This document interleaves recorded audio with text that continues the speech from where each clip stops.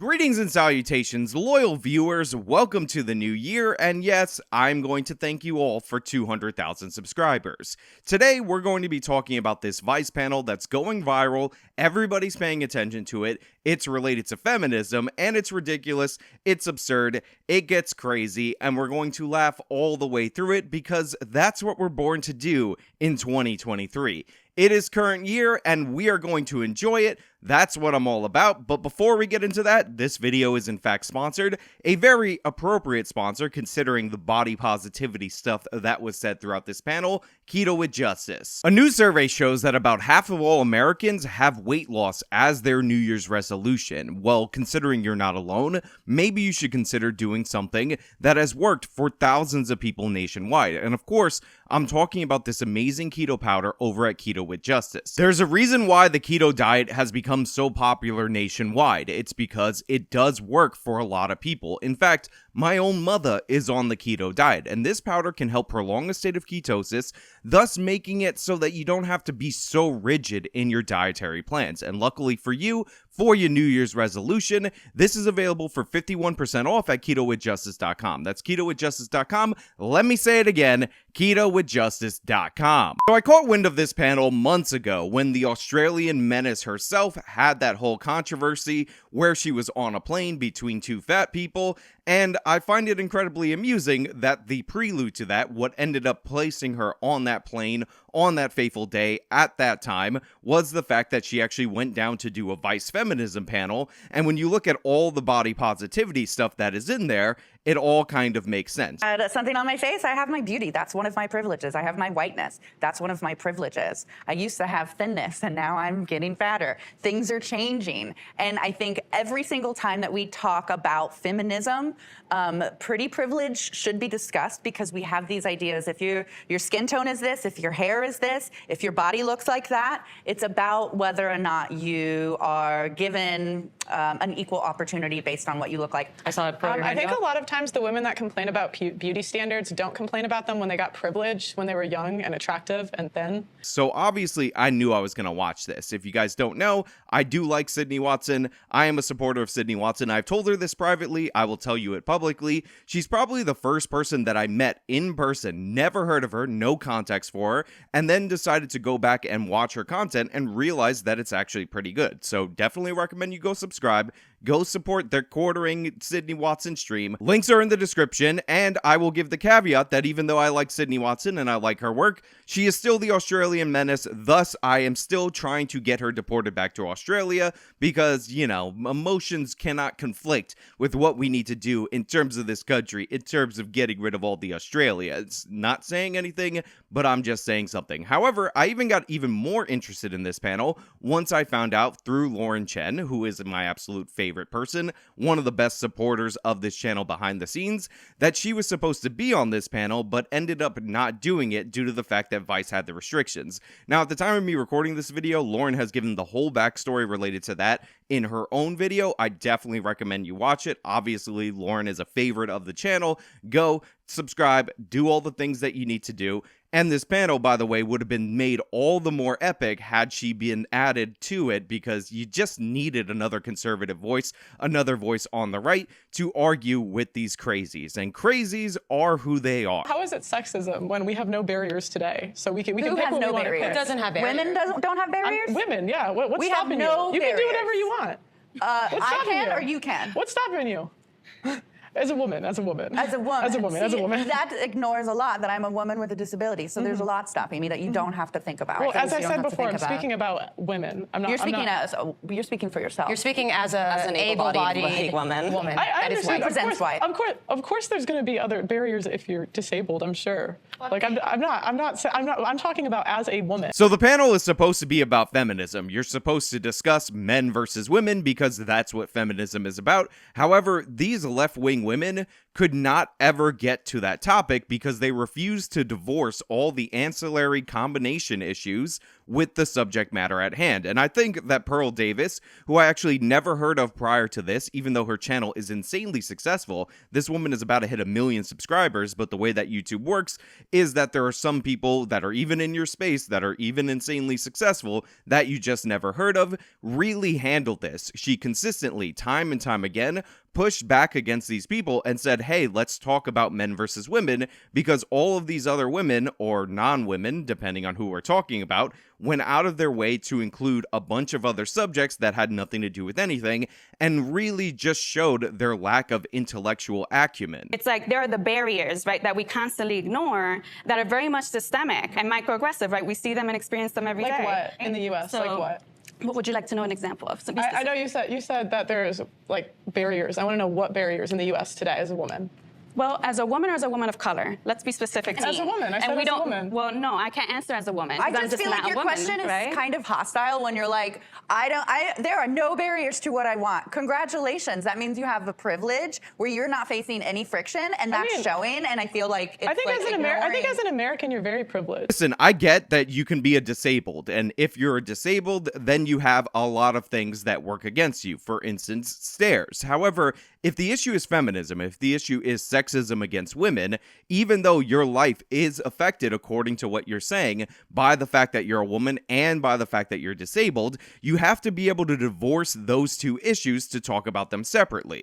For instance, if you're saying that it's sexism against you, that stairs exist, you have to explain what the difference is between your experience with stairs and the stairs that men in wheelchairs also experience. But this woman and all these other women were completely incapable of doing so. You had a bunch of them talking about how, oh, their race is definitely included, and all these other things, and Pearl just time and time again was trying to shift the focus to the topic at hand, which of course was men versus women. I mean, just think about it like this. Let's say I was trying to make the case that it is harder for a man than it is for a woman, but also I was trying to include my own personal experience in there. But also my own personal experience is also me having a seizure every time I encounter the color blue. Now, if I'm arguing with a woman and she says, well, listen, women have to fear getting into a physical encounter with a man because they might not be able to overcome that man's strength, thus they don't feel as safe in their day-to-day lives.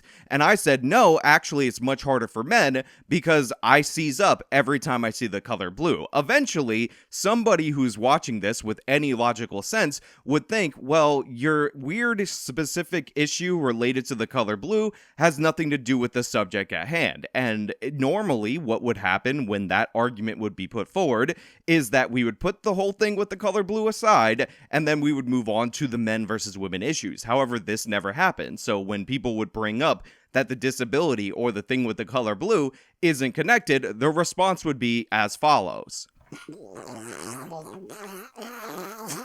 right. Can we stick to male versus female? That's my question. So I'm thinking male versus female. But feminism includes ability, it includes my race. question is You for guys women. can talk. Women versus men. Like what barriers do we need removed? Because that's my statement. I'm not stating anything else. I'm stating women versus men. It's very silly. Like so what barrier? I just want to the question it's a is fair silly. question. So, yeah, but I'm It's saying, not a fair question. It's how is it hostile. not a fair question? Kind of proving the point of what people, especially black women, other people who are anybody who's not white, why we hear feminism and we don't want that label because it means, I'm just gonna say, it means that. Like, it means that you've already gotten to a pinnacle of whatever you think your happiness needs or whatever your survivalist needs are when there are people on lower end who are trying to survive, who are trying to get to a point of what should be normal. That's really what kept happening over and over again for this 45-minute segment, which according to Sydney Watson was significantly longer, went off into significantly dumber tangents, and Vice ended up cutting around and hacking this up in order to make the women on the left-wing side seem less crazy and essentially make it so that they were responding with such anger and hostility to minor diversions from the topic at hand. However, of course, that was not the case. I don't understand how we're getting so off topic. This is about feminism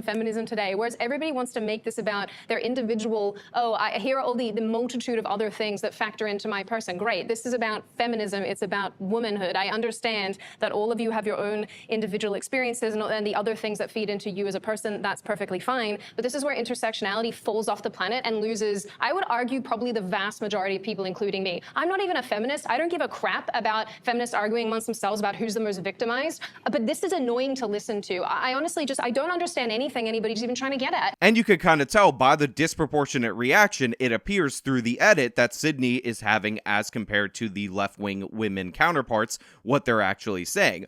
On top of that, and I did notice this, and of course I'm going to point this out, Sydney Watson spent a lot of time brushing her hair with her hand. I'm not saying anything, but I am saying that while this is going on, Vice was very intent on showing us Sydney managing her hair, so I'm going to show you all these clips as if they are relevant, because for whatever reason, this is what they wanted to do. Also, they have a bunch of cameras set up here. There was like a lot of zooms and a lot of this and that is done to hide edits, and apparently one of the big things that was talked about was this woman feeling much safer carrying a firearm because that's her method of equalizing herself against male force, against that physical disparity that we were touching on earlier. I'm not ignoring that. We're at like a basic level of what, the feminist movement is when it comes to just being born a woman, right? Physically, pound for pound, we are born as women and we have less lean muscle mass than men. So there are issues of violence and assault and stuff like that. And so therefore, there are policies, there are things to help women physically, like, for example, I believe being able to carry a firearm and being able to use that safely to defend yourself against men who are born naturally with more muscle mass than a woman. And apparently this whole thing was cut out because there was outrage from the left-wing women, which is what we saw time and time again throughout the parts that they did leave in, that this woman would dare say a gun made her feel comfortable because that makes her able to fight off a male threat.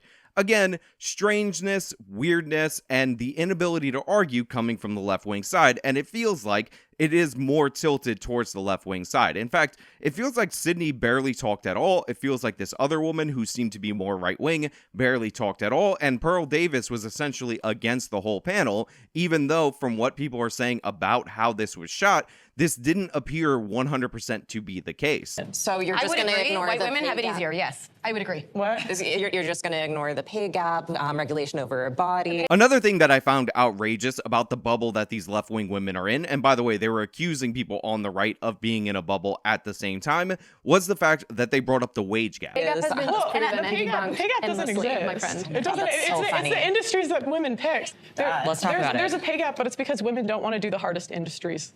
I don't think it's that simple. I think that's an oversimplification. I think the fact of the matter is that women structure their lives differently to men. Men don't give birth. Men don't have to carry pregnancies. Men don't have to be the primary caregiver most of the time. Women also don't hold jobs for as long as men do. They often will stop and start. They'll go back into work. They'll take time off. They'll take part-time jobs. The way that men work and women work are astronomically different. And to try to say that they're comparable is where this issue comes from. They're not comparable. The wage gap, which has been so thoroughly debunked, it almost seems ridiculous to go back to 2014 YouTube content in order to discuss it. But the thing is, these women are just in denial about reality. They want to be perpetual victims, and as Pearl Davis said at certain parts of this video, they're all competing to be the most victimized person. They're all talking about their intersections and all that, so we have to go through it because not only did they say that the wage gap existed, but they also said it's for the same industries, for the same work, or similar. Actually, Department of Labor, all statistics, at least speaking in the U.S., have found that when compared for the same jobs, there still is a pay gap, particularly when it pertains to race. Now, we need to make this clear.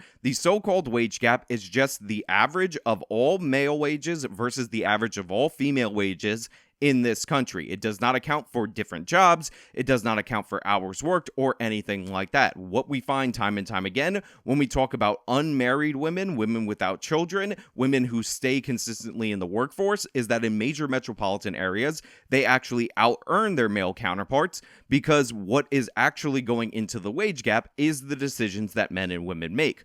On top of that, this idea that if we became more gender equal or we gave more opportunities or removed barriers for women to go into certain industries. Two things. First of all, let's dig into why they think that they should take these jobs, which is societal sexism. The so-called wage gap would narrow has been proven false time and time again. What we see is that the nations with more so-called gender equality or gender equity actually show greater divergence between men and women. It is places like India, places where they don't have good rights for women, where we see men and women go into the same industries because they're in dire straits and they have to go to those more profitable industries. So at the risk of going back to 2014 YouTube, no, the wage gap does not exist. That measurement put out by the Bureau of Labor Statistics is indicative of the different choices men and women make, and those different choices are not due to sexism. They're due to the fact that men and women are fundamentally different, and the more barriers you remove, the more that men and women diverge in the career paths that they choose.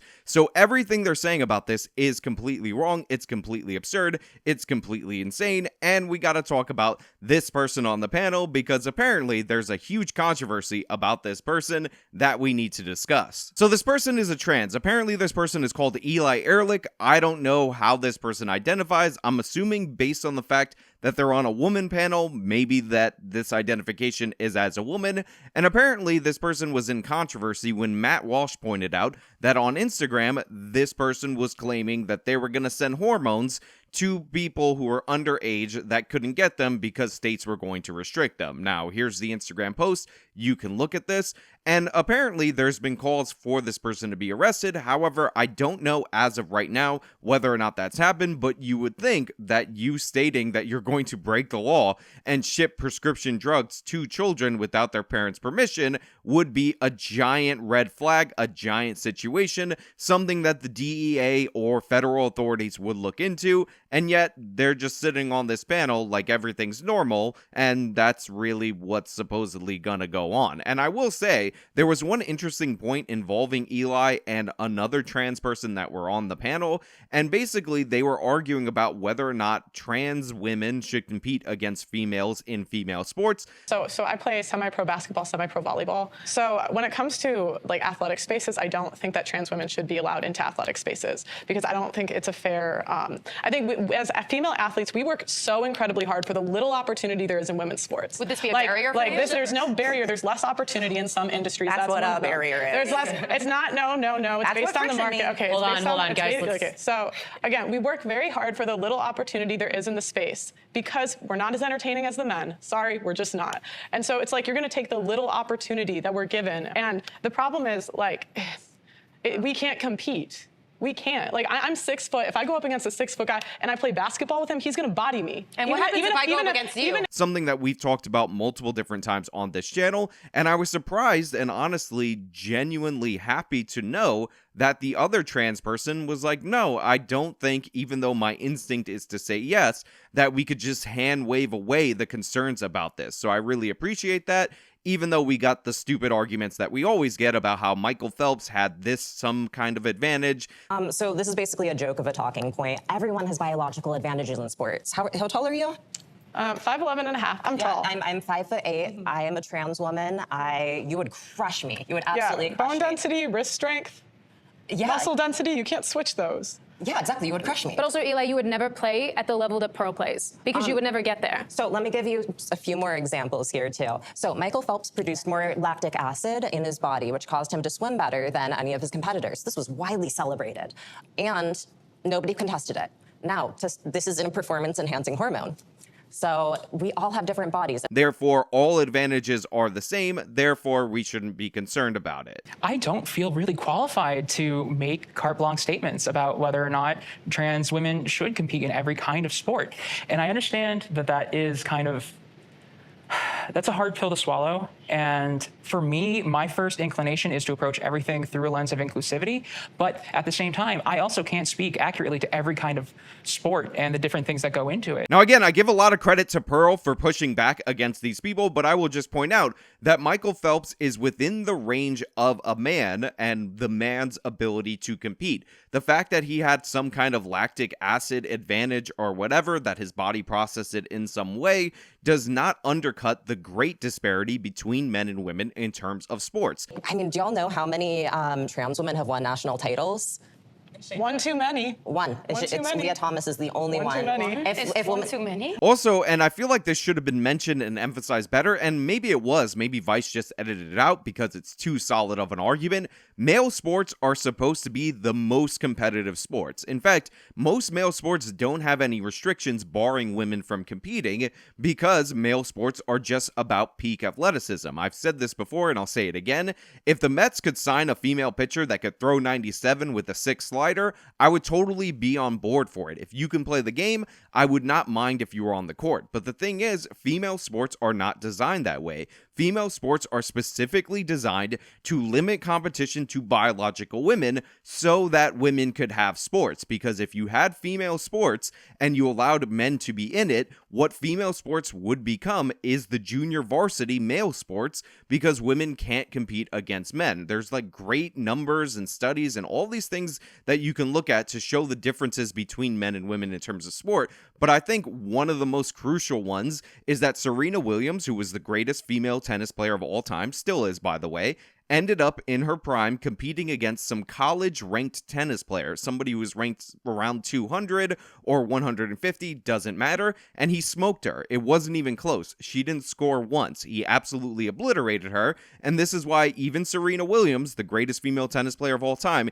even with people trying to push her to say that she's the greatest of all time, acknowledges that male tennis is a completely different sport, and she is happy to be competing with the women. And by the way, Serena obviously is built differently than most women that you see on the tennis court, other than her sister, but since she is a biological female, that is perfectly fine within the parameters of what you can compete with in that specific league. But the thing is, as soon as you introduce men into the sport, biological males, you end up with all kinds of problems, because if you can go from being the 150th person to absolutely blowing the doors off of Serena Williams, who is the best female of all time, so far above all the other women, it's just not fair. It's just ridiculous. And we've seen example after example of this happening. And this weird thing about how, trans people aren't dominating sports yet at this moment, female sports, therefore it's not a concern, is absolutely absurd and absolutely ridiculous. I mean, do y'all know how many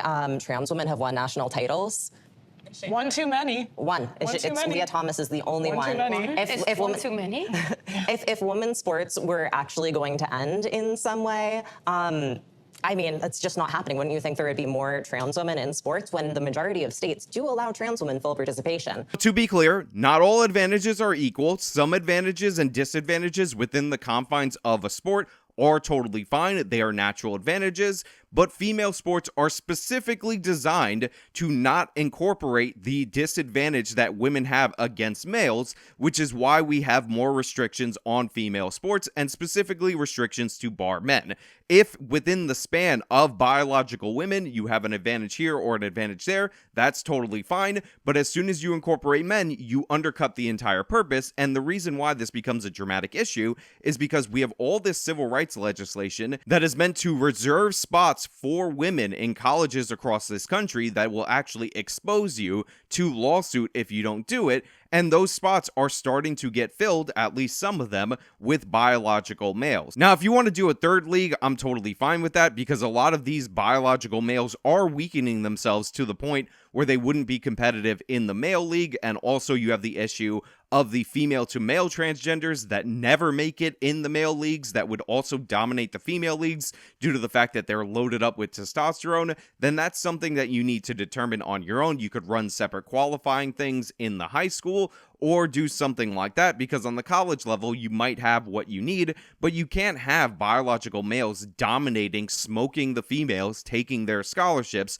and people just pretend it's a-okay and it's all right. Now, they also didn't get into the trans females into the prisons, which I think is something that we should also talk about, because we have a lot of biological men trying to go into female prisons, but no biological females trying to go in male prisons, because that's obvious, and there are obvious reasons why that would be a disaster. But that is neither here nor there, or as the professionals like to say, that is neither nya nor nya. what we need to do is focus back on the fact that these women were not only incredibly ignorant, could not only follow basic logical exercises like eliminating individual variables so that you can isolate what they were actually supposed to be talking about, which is men versus women, which is what feminism is supposed to be about. But they were also incredibly nasty when Sydney Watson was bringing up the fact that they don't want women to be silenced unless those women express the wrong opinions. This nasty woman, who I think is trying to represent Native American women because, you know, Vice needs all the intersectionality or whatever,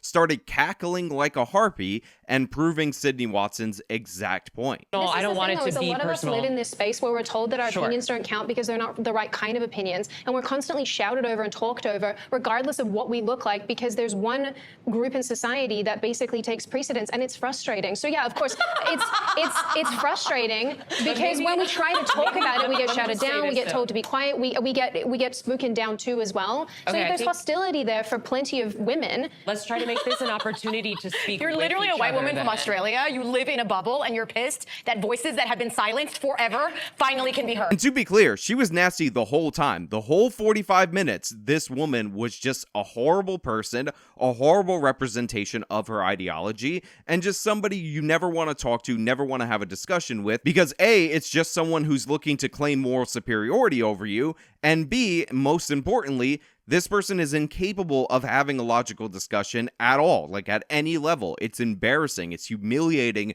to watch this person try to make arguments because you're like, oh my God, this is horrific. This is embarrassing. Children have better reasoning skills than this woman. Also, I do want to point out how unflattering the thumbnail image of Sydney Watson is. She pointed out on Twitter, and I have described it as essentially what would happen if Sydney was missing for 20 or 30 years, and we decided to go to America's Most Wanted, and they were like, we talked to computer experts, and this is the aged up version of what she would look like if we found her today. And yeah, that's basically what it looks like. They really did not do her any favors with this. I think it's kind of disrespectful because if you invite somebody on and you're going to use them to clickbait, why would you specifically choose a screen grab that is this unflattering? They did this on purpose, in my opinion, and it's just another form of disrespect, along with them cutting everything that she said out of context, trying to paste it in all these different ways in order to make her look bad, because they assembled the Avengers of stupid, bad, woke feminist arguments, and they're embarrassed on how this came out. Now look, I recommend you watch the whole panel. I recommend, of course, you watch Lauren Chen's coverage on it. If Sydney does her own video, I definitely recommend you get it from her perspective, since she was there and you would be able to get her side of it directly from her. But this is where I'm going to leave it in terms of this topic. I do want to thank you guys all for subscribing to the channel. We hit 200,000 subscribers. I was not expecting to get this before the end of the year. I ended up getting it in 2022, and I really appreciate it. I appreciate my patrons. I talked about online and different forums about how